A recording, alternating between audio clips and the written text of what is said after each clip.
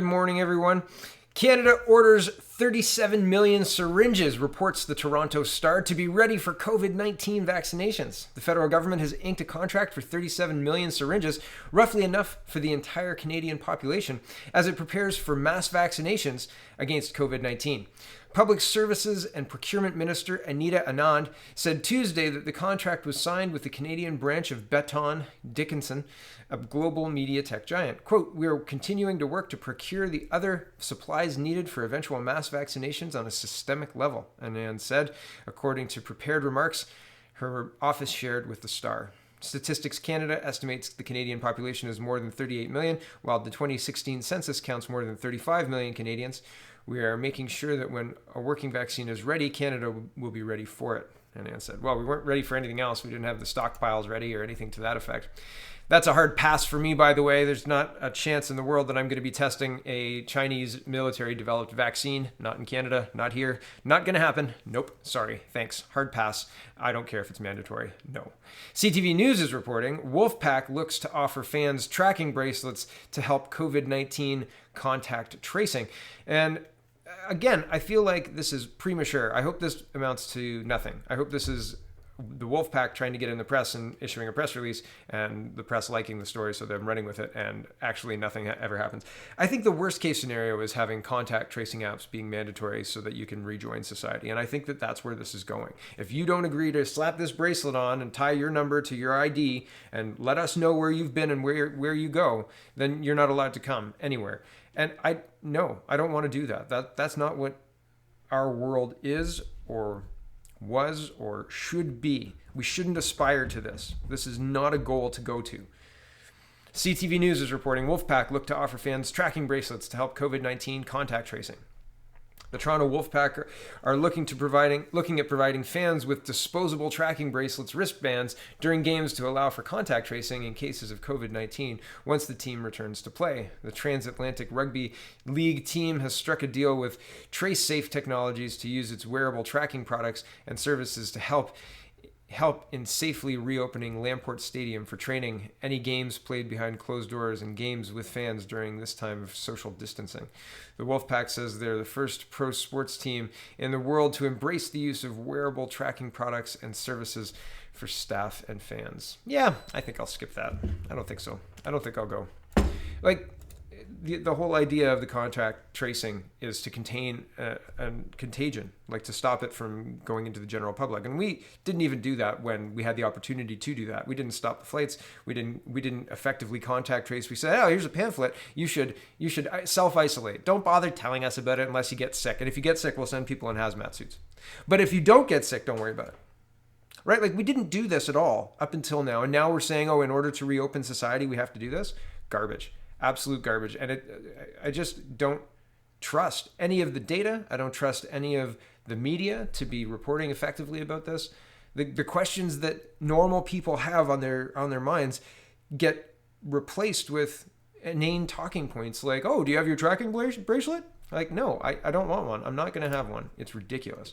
The city of Brampton saying, just released Brampton Transit to reintroduce fares and front boarding and make non-medical masks mandatory effective July 2nd. So no shirt, no shoes, no mask, no business. Is that that's where we're going?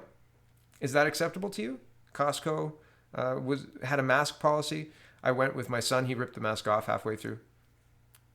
I tried to put it back on him. He was like, "No, I'm not wearing that." I said, "All right." No problem. But I mean, is this the way we want our society to move going forward? I've seen pictures of kids in schools at desks with big plastic shields and all sorts of that stuff.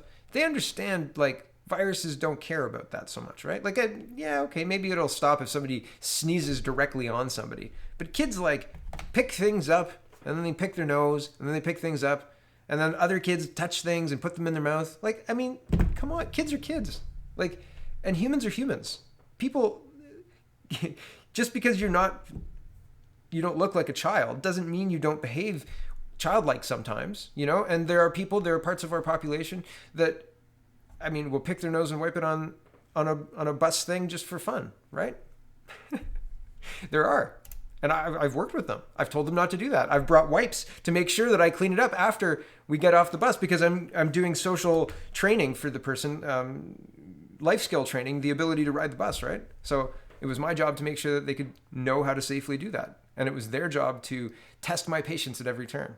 Hence, I know there are parts of our population that do that. And they're not going to stop doing that regardless of COVID-19 and how dangerous it is.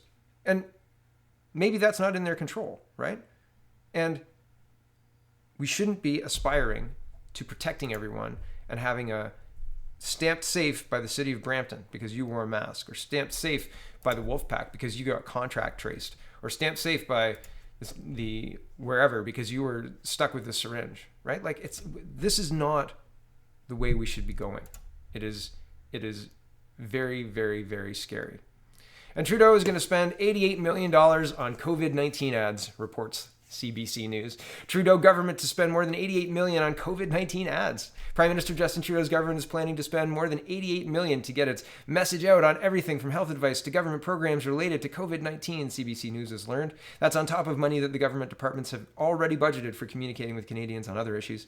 They spend a lot of money communicating with Canadians.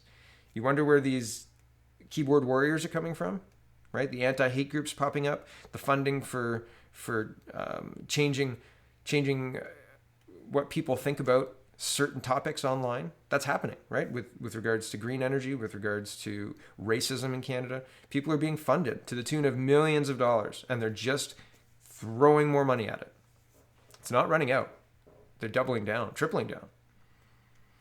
Yesterday, I saw a tweet that said, I'm gonna add it. I forgot to add it. Hold on. Here it is. This is Joanne Roberts is a interim leader of the Green Party, so says Twitter. Mother, grandmother, journalist, Green Party interim leader. Okay, and so she's in Elizabeth May's old spot, and she put out this tweet. So this is crazy. Just to preempt the 88 million here, we'll just push pause on that because this is just wild, right? Fellow white women. This is the Green Party leader. Okay, fellow white women, we need to step up and stop calling the Black Lives Matter protests looting and rioting. Repeat after me, there is no comfortable way to fight oppression. What's happening across the US and Canada is valid, right, and necessary. Get on board. I had somebody say to me yesterday, let them loot. I was like, where are your offices? Like, I think that you believe that right up until it touches your front door. Like, that is just not accurate. And this is, don't even call the Black Lives Matter protest looting and rioting. That is what they are. You are not protesting if you're looting and rioting and destroying property. That is on the other side of things. That is not a valid way to act out in a civil society. That is not okay. It's not. And it's incredibly offensive. And the left is going to let people get away with this. Can you imagine if Mr. Bernier or somebody on the right or even Mr. Scheer came out I mean, just look what they did having Mr. Scheer when Mr. Scheer supported the rolling protest, right? Like the rolling protest to Ottawa. They said he shared a stage with white supremacists, right? Like this would not be tolerated the other way. And yet here we are. And it's incredible. Like, don't believe your eyes, don't believe your ears. They're not looting and rioting, they're protesting. And you are called to action now. White women, stop calling you have to stop calling this looting and rioting. If you're part of the Green Party, there you go. That's the leader, right? And unfortunately, our Canadian leader is giving money away. So that's on top of money. That's on top of money. The government departments, the 88 million, back to that. Sorry, a little disjointed today. For communicating with Canadians on other issues. In fact, the 88.7 million the government plans to spend this year on communications and marketing related to COVID-19 is more than its annual budget for all subjects combined over the past decade. Get ready for unending YouTube ads, right? Just get ready. So sometimes I talk around things and I try and make a point, and my words are not as efficient as some other people. This is Tucker Carlson. If you don't know Tucker, he's a right-wing commentator. He used to be on Fox News. I think he's still on Fox News. Yeah, he's on Fox News. And his tweet encapsulates very well what I've been trying to say for the last few weeks, or the last week at least. So his tweet says, when you express an opinion our leaders don't like, they call it violence. When criminals commit acts of actual violence, they call it speech. In other words, the game is rigged. Yeah, like it is incredible to have people like the Green leader saying things like, don't call it looting, don't call it rioting, when that's exactly what it is. And they're saying this is necessary, this is right, this is speech, you need to get on board with this, right? Like, this is not just one person's opinion. I'm going to show you the mayor of Ottawa is on board with this too, right? Elizabeth May is talking about similar things, calling the United States not a safe place to be, but the mayor of Ottawa is doubling down on the George Floyd stuff too. And I don't think that that's necessarily a positive thing to see from Canadian leaders when they usurp things that happened in another country to push their political ideology. That is offensive. I am offended as a Canadian with leadership that pulls this trash. Not just the interim leader of the Green Party, but here's Premier Horgan. This is reported yesterday. Horgan calls for national anti-racism program, will pitch idea to premiers. BC Premier John Horgan is calling for on the federal government to lead an anti-racism program, saying fighting racism needs a nationwide plan to ensure the participation and support of Canadians. The Premier said Wednesday he will lobby for a national anti-racism program during a conference call with Prime Minister Justin Trudeau and his fellow premiers Thursday. Horgan said he's horrified by the death of George Floyd in the United States and saddened by the unfolding situation as protests continue in cities across America. Again, watching this happen in France, the United Kingdom, the United States, Canada, and every one of them are citing something that happened in the States. Right now, we're in the middle of a crushing pandemic that is destroying restaurants and small businesses, and everybody's saying right now is the flashpoint of racism. Right now, that just happened? Really? Seriously? Stockwell Day says, I know for a fact Canadians aren't racist. And then he gets fired from TELUS and CBC. Stockwell Day resigns from TELUS board law firm after comments about racism. A former Canadian Alliance leader and Conservative MP has resigned from TELUS's board of directors as a strategic advisor to a law firm after comparing racism to his experience of being mocked in school for wearing glasses. Stockwell Day made the comments during a panel on CBC's Power and Politics Tuesday. Day had said on the show that he knew for a fact that most Canadians, including his relatives, friends, and opponents, are not racist. TELUS said Day's comments are not reflective of the values and beliefs of the organization. Thank you, TELUS. You guys think that everybody's racist. What did he say? He said he knows for a fact Canadians aren't racist? That's not our corporate stance. They are not reflective of our values and beliefs. Thank you very much. Do you still have a TELUS account? Yeah? Okay. I mean, there's not much choice, really. Like, you have two options, really. You could have Freedom Mobile or one of the other small ones, but seriously, right? Like, yeah, knowing that Canadians for a fact are not racist is not reflective of TELUS's values and beliefs. That's so funny to me. It just makes me laugh because, like, they're so willing to virtue signal so fast. We are with you, BLM, right? Solidarity, all this other stuff. They're throwing Canada under the bus, you know, like we know you're racist, Canadians. That's what TELUS believes. Don't you see it right in our corporate charter there? Canadians are racist until Justin Trudeau says otherwise. Here's the mayor of Ottawa. Okay, mayor of the city of Ottawa, and he goes off. He says, "I'd like to provide some comments on the tragic events that have transpired in the U.S. The killing of George Floyd has left many Ottawa residents and Canadians shaken, angry, hurt, and disgusted." The media spin of this, the black squares on Twitter, where's the black squares for the businesses that have been decimated from COVID-19? I see pictures of, mayors and people. Patrick Brown this morning, he was eating takeout from some restaurant somewhere. And that's supposed to stimulate business, right? But nobody's talking about the fact that there's going to be a lot of restaurants that just don't survive this, period. I mean, and Ontario, just looking at Ontario for the next month, they're not going to have regular revenue. When you've got expenses piling up and no revenue, you don't have a business. You have bills, right? Like, so that's a lot of businesses will just say, all right, like, I'm going to stop paying rent. I stopped my business in May because I couldn't afford June, right? I couldn't afford to pay the bills for June and feed my family, right? And people are saying that this situation that happened in the United States is the most important thing to focus on, more important than anything else could possibly be right now. Why is that? There's a reason for it. I don't know what the reason for it is, but everybody has drunk this Kool-Aid. Everybody who's in politics, everybody has to comment on this. Everybody has to pledge fealty to the Black Lives Matter horde at this point in time, and it's insanity. It is crazy. Crazy that the Canadian population demands this. Crazy that the public servants are feeling that they need to comment on this. This is insane. This is crazy. It doesn't make any sense. And yet here we are, right? Like, this is what's shaping the post-COVID world. And it's not anything like what people were hoping, right? Like, it's contact tracing, but not if you're looting. They want to, I'm going to go through the rest of these because these are just crazy, but we're going to get to the defund the cops in just a minute too, right? Like, they want to defund police officers. Like, it's just crazy. Yeah, defund the cops. And then when we're looting and rioting, we're protesting. So we could just come into your house and you can't call cops to help you, and you don't have guns. Like, what do they want here? I think I know clearly what they want, but it's crazy that everybody has drunk the Kool-Aid and is supporting the riots and the looting and saying, don't even call it that. Call it protesting, because they all do. Even the news, even the reporters questioning the prime minister call them protesters. I mean, it primes the pump, it primes your brain. Oh, it's protesters, not rioters, right? Oh, you feel sorry for them, not disdain Antifa protesters, terrorists, right? Difference. Okay, back to this. And while the death of Mr. Floyd has focused most attention on the United States, we know that as a country, we are not immune to racism or racist behavior, and we are far from perfect. Racism is present in our midst. Ooh, it's like a smoke. It's all around us.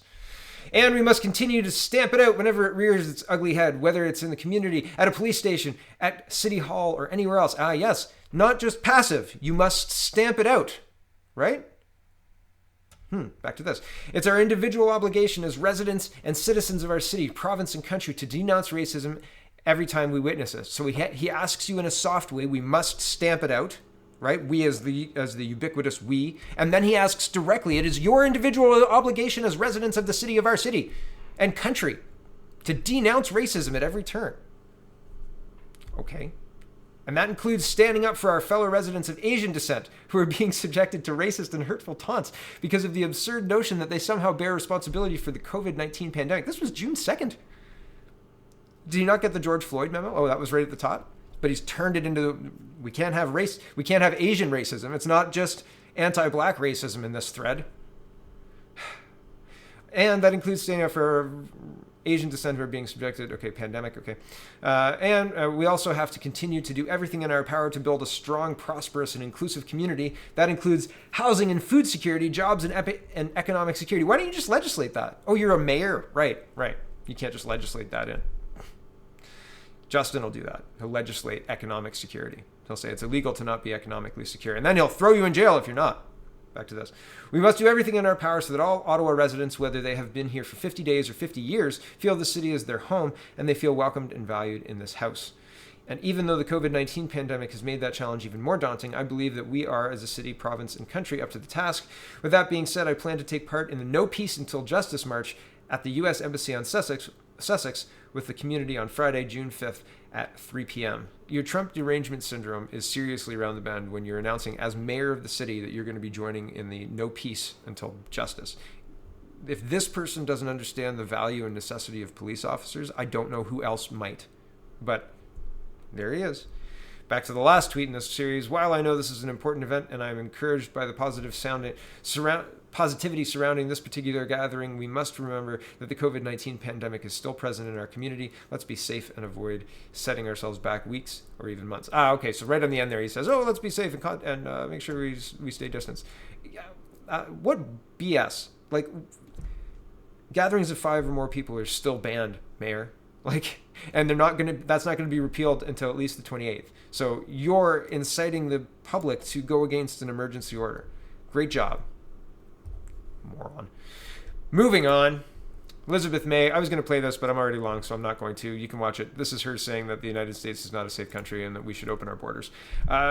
Irresponsible. I just think it's irresponsible. Here's the CP24. Defunding police, funding mental health resources will save lives, experts. This is divisive and harmful. We need police. Police keep the peace and enforce the laws. Hopefully that's the idea of police, right? And just because some people don't like some of the things that are happening doesn't mean you should just abolish the police, right? And here is an October 2019.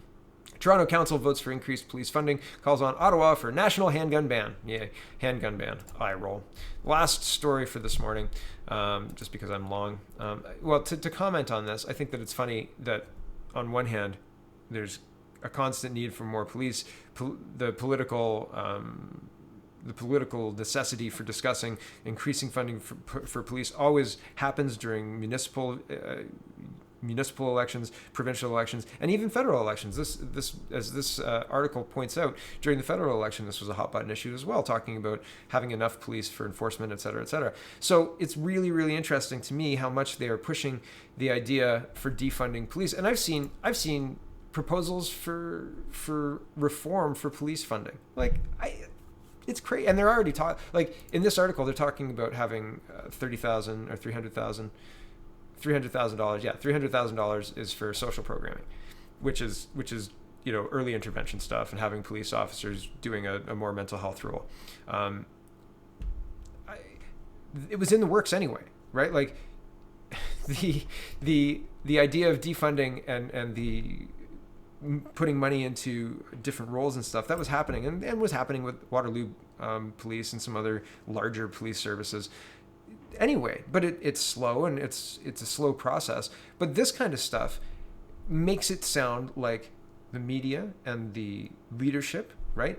Leadership, mayors, are getting in on this idea that people should defund the police and get in on no peace until justice march. Do you understand what that means? That's an anarchy march, right? Like, no peace means no peace. There is an entire country called Pakistan that was created because Jinnah was the father of Pakistan, basically, orchestrated a bombing campaign that broke Gandhi. And they said, okay, well, that broke the Indian government. And they said, fine, you can have this landmass and rule it how you like. But it's violence to get their ends. It's terrorism. And it just doesn't make any sense to support that kind of stuff. It doesn't make sense to support defunding police when just a little while ago they were calling for increased funding, and defunding police would then remove the funding for the social programs and the early intervention and all that other crap. It is, and I say crap just because it's a big mess of programs and all that other stuff. I was in the system. I know that system. I was going to work in that system. And thank goodness I didn't. I think that it's been taken over by woke leftists, and it's a shadow of what it was. Like, you're not actually enforcing laws. You're begging people to stop doing the dangerous, illegal things that they're doing, and hoping to goodness that the newspaper doesn't continue to say, yeah, they're doing really great things. It's so ridiculous. Okay. The last story for this morning, Justin Trudeau joins third pandemic summit amid campaign for Security Council seat. This guy can't run Canada. He's got us in hundreds of billions of dollars of debt. He's trying to get the Security Council seat. And I would pity the world if he was trying to run the world. My goodness, what an awful, awful, worst pick for the leader of the world than our leader, Justin Trudeau. Please don't pick him. I don't want him to have it. I don't think anybody I know wants him to have it. He's an imbecile. He's a puppet. He's a complete waste of space for a leader.